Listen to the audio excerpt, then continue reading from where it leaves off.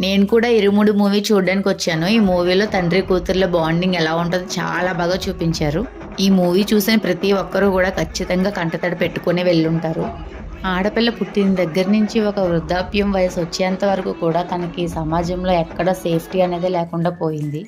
ఈ మూవీ చూసిన తర్వాత ప్రతి పేరెంట్స్కి కూడా అసలు ఆడపిల్లని ఎలా పెంచాలరా బాబు అన్న ఆలోచన ఖచ్చితంగా కలిగే ఉంటుంది. యాజ్ ఏ పేరెంట్గా నన్ను అడిగితే కనుక ఆడపిల్లని చాలా ధైర్యంగా పెంచాలని చెప్తాను. ఆడపిల్లలు ఉన్న ప్రతి పేరెంట్స్ కూడా పిల్లలకి ఒక ఏజ్ వచ్చాక వాళ్ళకి గుడ్ టచ్ అంటే ఏంటి, బ్యాడ్ టచ్ అంటే ఏంటి అని అర్థమయ్యేలాగా మనమే చెప్పాలి.